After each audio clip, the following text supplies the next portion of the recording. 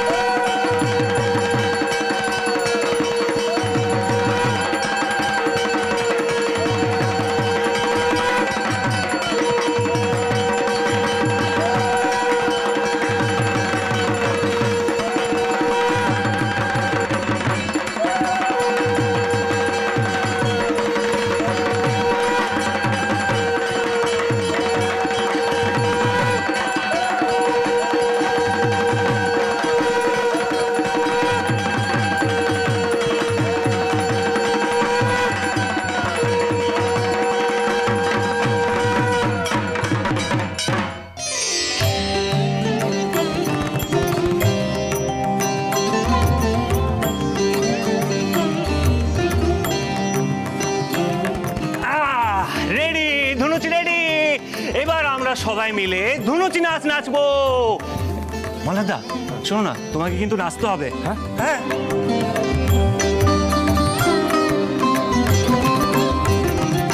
না না আমি না, পিলুকে বলো না, পিলু তো ভালো নাচে।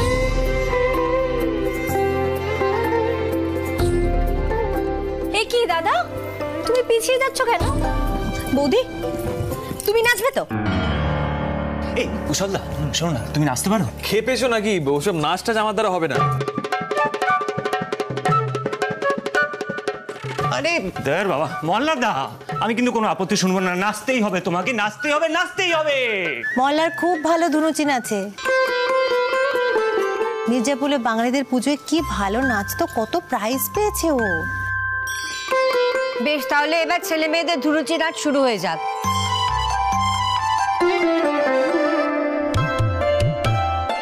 এই রঞ্জা, তুই নাচ না, তুই তো খুব ভালো নাচিস। না সৈনী আন্টি, আসলে আমার শরীরটা ভালো নেই। শরীর ভালো নেই মানে কি হয়েছে?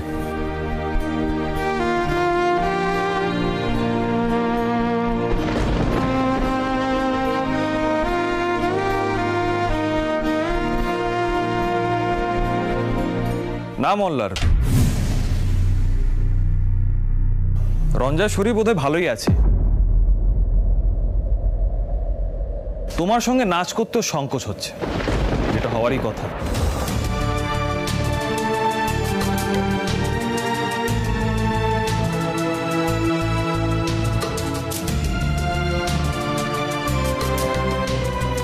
যাই হোক, তোমরা নাচ করো, আমার ধনুচি নাচ দেখতে ভালোই লাগে। শুরু করো।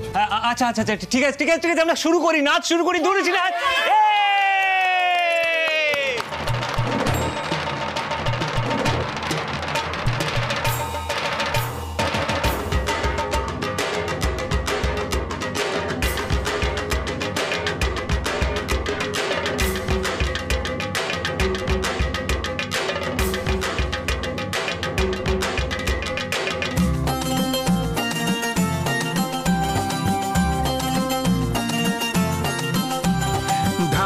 তালে কোমর দোলে খুশিতে নাচে মন, আজ বাজা কাসর জমা আসর, থাকবে মা আর কতক্ষণ।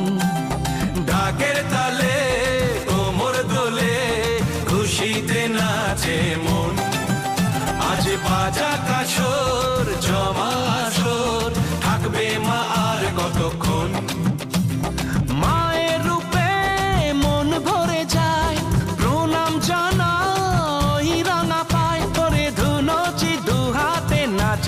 এখন ঢাকের তালে কোমর দোলে খুশিতে নাচে মন, আজ বাজা কাসর জমা আসর, থাকবে মা আর কতক্ষণ।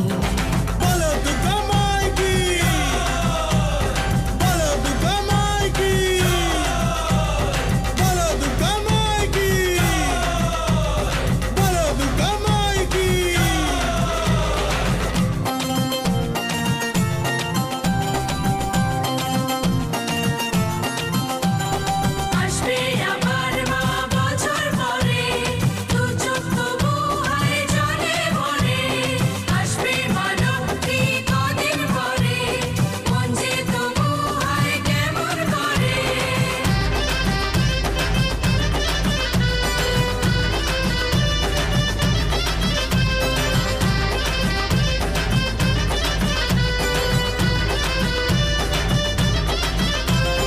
জানাবো মাকে জানাবো আজ আমারে মনের আশা যেন এ মনে এই জীবনে থাকে এমনই ভালোবাসা মায়ের ভাষান হবে রে আজ চলছে বড় নারতি নাচ ঢাই কোড়া কোড়ো ঢ্যাম কোড়া কোড়ো তোলে রে মাতন ঢাকের তালে কোমর দোলে খুশিতে নাচে মন আজ বাজা কাশর জমা আসর থাকবে মা আর কতক্ষণ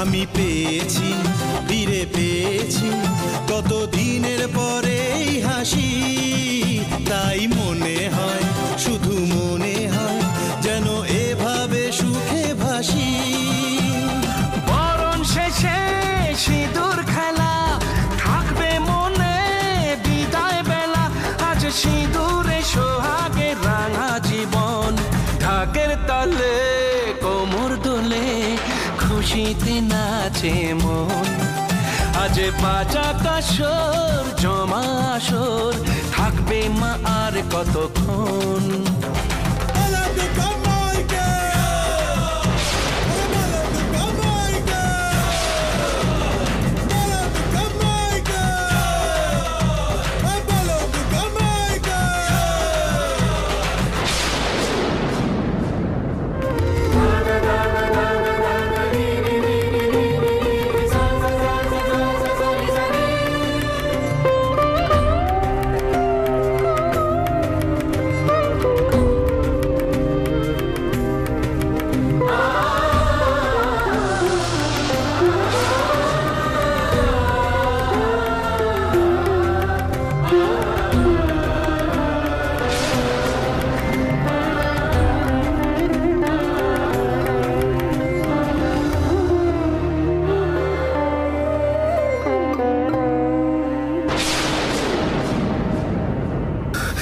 কি করছিল এটা?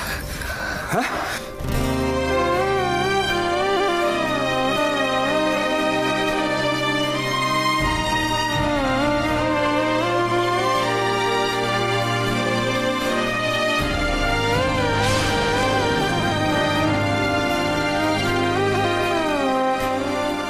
লেগেছে দেখি।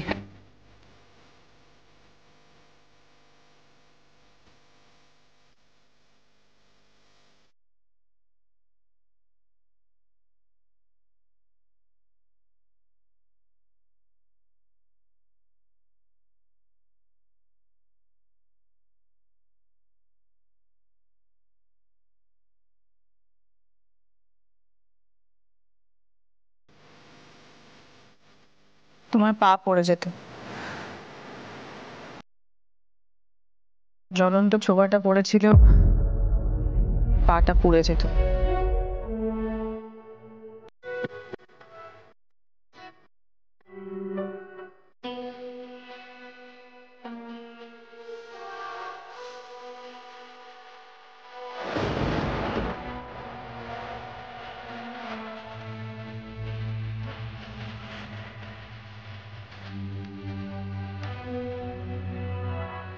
কিচ্ছু হয়নি।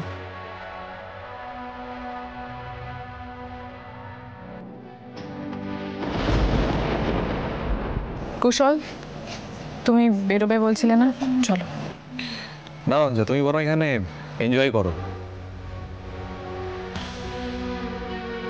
আমার মনে হয় না তোমার আমার সঙ্গে বেরোনো খুব একটা ইচ্ছে আছে।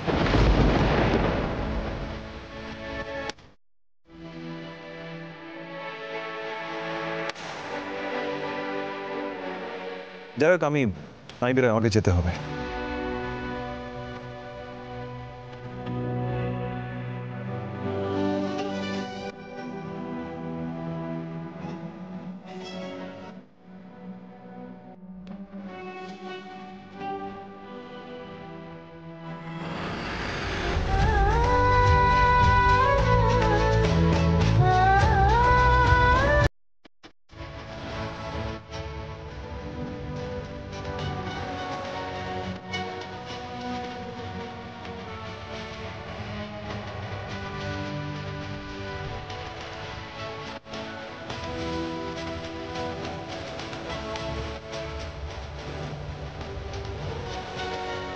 বলো দুর্গা মাই কি জয়, বলো দুর্গা মাই কি জয়, বলো দুর্গা মাই কি জয়।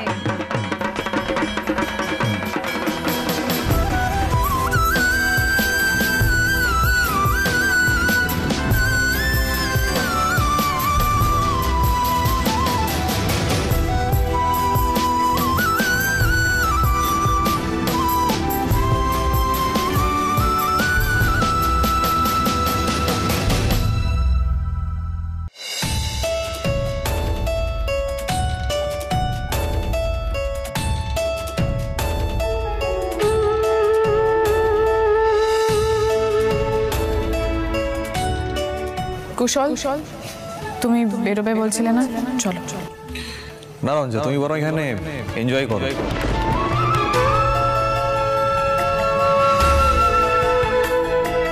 আমার মনে হয় না তোমার আমার সঙ্গে বেরোনো খুব একটা ইচ্ছে আছে।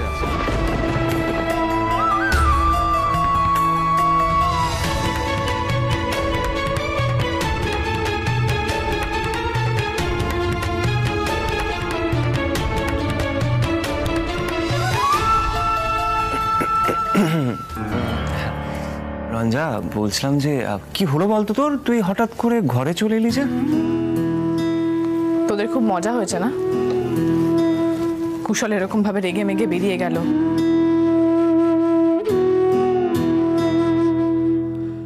না জানি এবার গিয়েও বাবাকে কি বলবে, আর বাবাও অস্থির হয়ে উঠবে। রঞ্জা, তা তুই আমাদের সাথে কেন এরকম করছিস? কাণ্ডটা তো তুই নিজেই ঘটালি। তোর কি দরকার ছিল মল্লাদার পায়ের সামনে থেকে ওই জ্বলন্ত ছোবড়াটা সরানোর? কি দরকার ছিল? এক্স্যাক্টলি। আরে বাবা, তুই আমায় বলতে পারতিস, আমি সরিয়ে দিতাম। আরে কি করতাম? চুপ করে বসে থাকতাম। একজনের পাটা পুড়ে যাচ্ছে সেটা দেখে আমি ওখানে দাঁড়িয়ে থাকতাম। এটা কোনোদিনও সম্ভব রঙ্গন? মল্লার পেরেছিল যখন আমার শাড়ির আঁচলে আগুন লেগে গেছিল তখন চুপ চুপ করে দাঁড়িয়ে থাকতে? আরে বাবা, মনুষ্যত্ব বলে তো একটা জিনিস আছে। হ্যাঁ সেটাই তো, মানে বিষয়টা হচ্ছে কি বলতো, মানে কুশলদা ভেবেছে যে তুই মানে মল্লারদাকে খুব ভালোবাসিস। মানে কুশলদা তো পুরো বিষয়টা বুঝতেই পারলো না। কিন্তু কুশলদা তো মিথ্যে ভাবছে না। রঞ্জা তো ভালোবাসে মল্লারদাকে, আর মল্লারদাও বাসে। আচ্ছা পিলু, তাহলে আমাকে একটা কথা বলো, দুজনের যদি দুজনের উপরে এতই টান তাহলে ডিভোর্সটা কেন হচ্ছে? একদমই তাই। এটা বলতো তুই রঞ্জা, ডিভোর্সটা কেন, আর সেকেন্ড ম্যারেজটাই বা কেন হচ্ছে? দাদা, আমাদের রঞ্জার কাছে কি এই উত্তরটা আছে বল? না রে রাই, পারবে না। রঞ্জা সত্যি সেই উত্তরটা দিতে পারবে না। আরে উত্তরটা তো মল্লার বসু মল্লিকে দেওয়ার কথা, তাই না?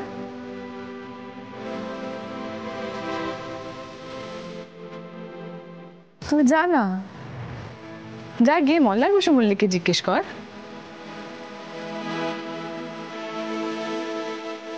কেন আমাকে এরকম একটা অদ্ভুত পরিস্থিতির মধ্যে ফেলে দিল।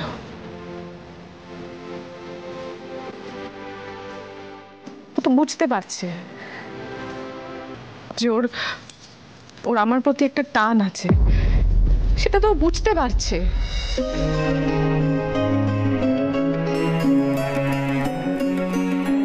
আমার আঁচলে আগুন লেগে যাওয়ার পরে ও ওরকম পাগলের মতন ছুটে আসতো না।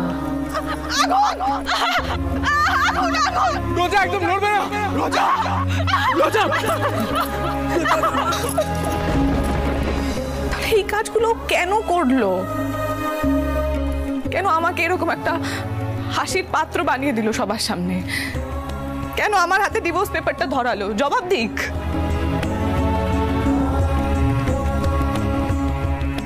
একবারও ভাবলো না যে আমি বাবাকে কি উত্তর দেব? এখন যদি আমি বাবাকে গিয়ে বলি যে আমি, এটা সম্ভব নয়, কখনো সম্ভব নয়। আমার কি একটা মান সম্মান নেই? বাবারও তো একটা সম্মান আছে।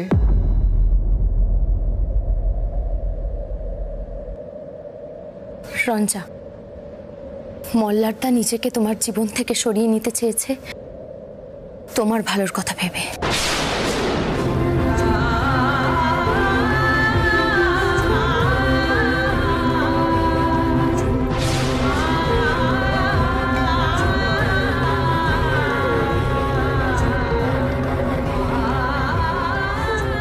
মল্লারদার ধারণা তুমি মল্লারদার জন্য নিজের ভবিষ্যৎটা নষ্ট করছো, আর এটাই মল্লারদার বদ্ধমূল ধারণা। আমি অনেক চেষ্টা করেছি রঞ্জা, কিন্তু এই ধারণাটা পাল্টাতে পারিনি।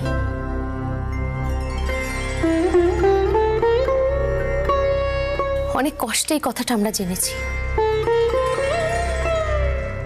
মল্লারদা বারবার বলেছে কেউ যেন না জানে, কিন্তু তাও আমি তোমাকে বললাম রঞ্জা, কারণ আমি বুঝতে পারছি বড় একটা বিপর্যয় আসতে চলেছে।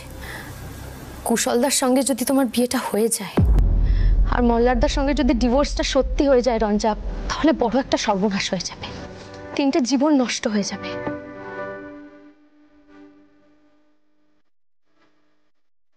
তাই আমি বাধ্য হলাম তোমাকে এই কথাটা বলতে। এই কথাটা যেন মল্লারদা না জানে বা অন্য কেউ।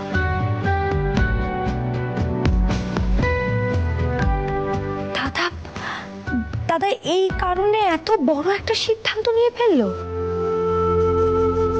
বৌদিকে বললো না এসব? বললে কি আর রঞ্জা রাজি হতো? কি আশ্চর্য, এত বড় বোকামো কেউ করে? কিন্তু দাদা, ভালোবাসাটাও তো দেখ। রঞ্জা, তুমি এই সত্যিটা জানার পরে কিছু বলবে না?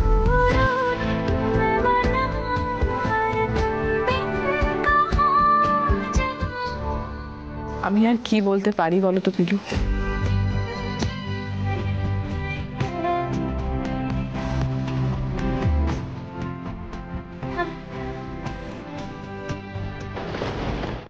সত্যি আমি না ঠিক দাদার কাণ্ডটা বুঝতেই পারছি না। কত বড় একটা সর্বনাশ হয়ে যেতে পারতো।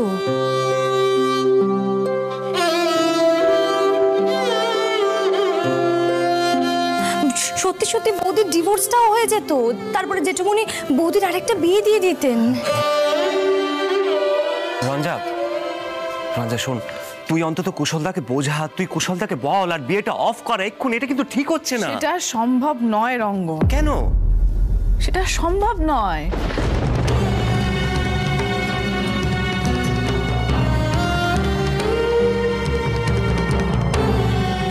আমি যদি এখন বাবাকে বলি যে মল্লার আমার ক্যারিয়ারের কথা ভেবে আমাকে ডিভোর্স দিচ্ছে, বাবা সেটা জাস্ট বিশ্বাস করবে না। আর যদি কুশলকে বলি, তাহলে কুশল বলবে ভালোই তো হয়েছে, ও যেরকমটা চাইছে তেমনটাই করো।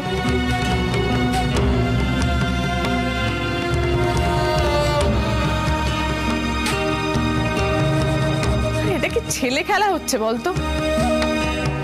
রঞ্জা, তুমি একটাবার অন্তত মল্লারদার দিকটা ভাবো। সে তো তোমার ভবিষ্যতের জন্যই। পিলু, কারোর ভালো করব ভাবলেই না ভালো করা যায় না। মল্লার আমার ভালো করব ভেবে যেটা করছে, তাতে আমার আরো খারাপ হচ্ছে।